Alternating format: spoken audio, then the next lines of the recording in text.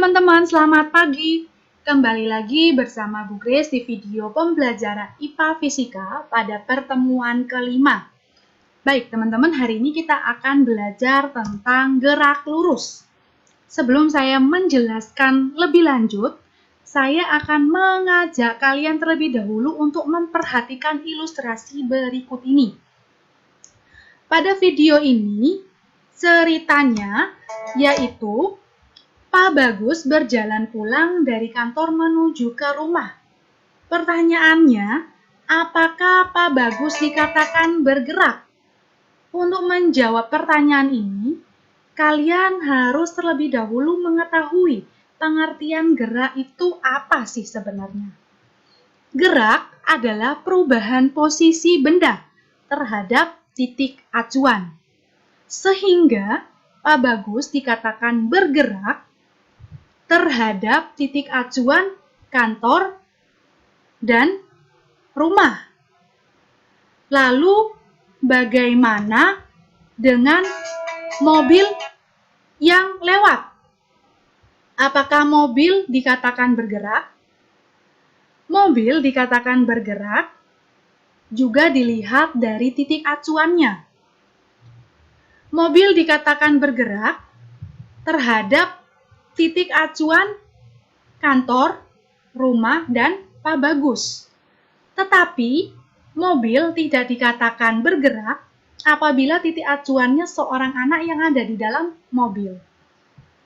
Sehingga, kesimpulannya, gerak bersifat relatif pada titik acuan. Berikutnya, kita akan belajar tentang jarak dan perpindahan. Jarak dapat didefinisikan dengan panjang lintasan yang ditempuh oleh benda tanpa melihat arah. Jadi kata kuncinya panjang lintasan. Sedangkan perpindahan dapat didefinisikan sebagai perubahan kedudukan benda dari titik awal hingga titik akhir dengan melihat arah. Sehingga dari konsep jarak dan perpindahan ini, kita bisa mengerjakan contoh soal yang ada di sini. Setiap hari kamu berangkat dari rumah menuju ke sekolah dan kembali lagi ke rumah. Pertanyaannya, berapakah jarak dan perpindahan dari rumah menuju ke sekolah, kemudian kembali lagi ke rumah? Oke, sekarang kita perhatikan satu-satu. Untuk jarak, kita lihat jarak antara rumah ke titik ini yaitu 1 km. Kemudian dari titik ini ke titik sekolah yaitu 1 km. Kemudian kembali lagi ke titik ini yaitu 1 km. Kemudian ke titik rumah 1 km. Sehingga kalau dijumlahkan 1 km ditambah 1 km ditambah 1 km ditambah 1 km sama dengan 4 km. Sehingga jarak antara rumah ke sekolah kemudian kembali lagi ke rumah sebesar 4 km. Kemudian berapakah perpindahannya? Dari rumah ke sekolah, kemudian kembali lagi ke rumah. Perpindahannya yaitu 0 atau artinya tidak memiliki perpindahan. Kenapa? Karena dari titik awal ke titik akhir, kemudian dia kembali lagi ke titik awal. Sehingga dia tidak mengalami perpindahan. Contoh soal yang kedua. Seorang anak yang bernama Ayu berbelanja ke pasar. Ia bersepeda 2 meter menuju ke arah barat, lalu ke arah selatan sejauh 6 meter, kemudian ke arah timur sejauh 10 meter. Pertanyaannya, berapakah jarak dan perpindahan seorang anak yang bernama Ayu tersebut? Untuk menyelesaikan permasalahan soal seperti ini, kita mengambil garis bantu. Jadi, kita garis ini. Sehingga di sini kita menggunakan rumus Pythagoras. A, B, C. Sehingga C kuadrat sama dengan B kuadrat ditambah A kuadrat.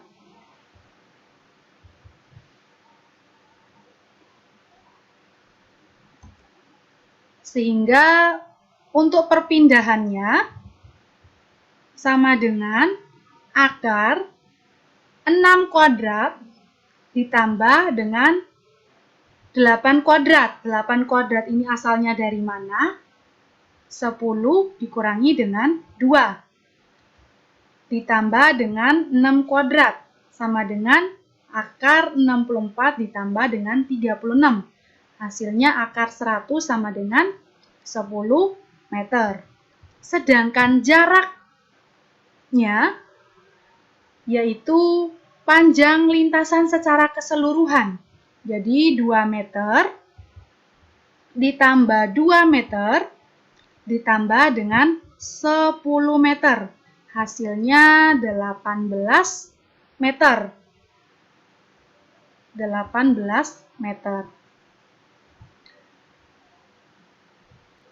Oke, paham kan teman-teman? Jika sudah paham, saya mengajak kalian untuk mengerjakan latihan soal yang ada di video pembelajaran hari ini. Jadi ada 2 soal. Kemudian kita belajar tentang kelajuan dan kecepatan. Bagaimana sih perbedaan antara kelajuan dan kecepatan? Kelajuan dapat didefinisikan jarak yang ditempuh per satuan waktu. Sedangkan kecepatan dapat didefinisikan perpindahan yang ditempuh per satuan waktu. Sehingga secara matematisnya, kelajuan dapat dirumuskan jarak per selang waktu atau V sama dengan S per T. Satuannya meter per second. Sedangkan kecepatan rumusnya perpindahan dibagikan dengan selang waktu. Sehingga rumusnya V sama dengan S per T. Satuannya meter per second. Kemudian kita ke contoh soal. Yofi mengendarai motor dari A ke B. Dari A ke titik B sejauh 600 meter. Jadi dari titik A ke titik B 600 meter selama 40 sekon. Jadi T-nya 40 sekon. Kemudian berbalik ke arah C sejauh 100 meter selama 10 sekon. Jadi di sini ada 2 kasus. Kasus yang pertama, motor dari titik A ke titik B. Kemudian kasus yang kedua dari titik B ke titik C. Pertanyaannya, tentukan kecepatan motor yang dikendarai Yofi.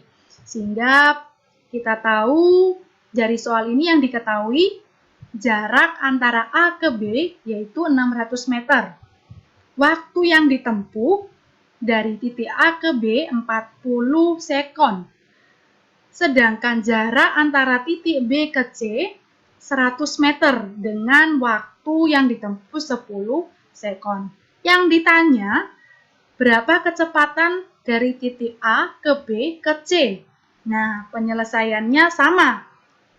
Seperti yang ada di rumus tadi. Kita tahu dulu delta S untuk titik A ke B ke C yaitu 600 dikurangi 100 sehingga delta S-nya 500 meter.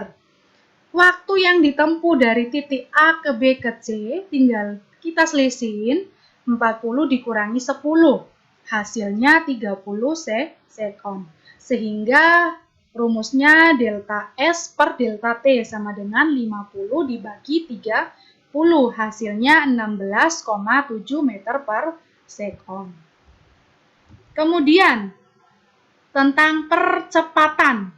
Percepatan dapat didefinisikan perubahan kecepatan dalam satuan waktu, sehingga secara matematis rumusnya VT atau kecepatan akhir dikurangi dengan V0 atau kecepatan mula-mula dibagikan dengan waktu, sehingga satuan dari percepatan meter per second kuadrat. Oke, paham teman-teman? Kalau sudah paham, saya mengajak kalian untuk mengerjakan latihan soal. Jadi 2 soal tadi di bagian depan, 2 soal di bagian akhir.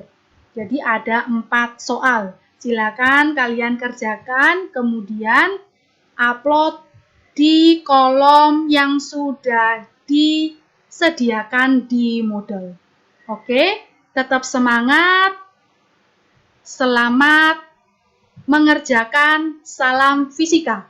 Tuhan Yesus memberkati. Amin.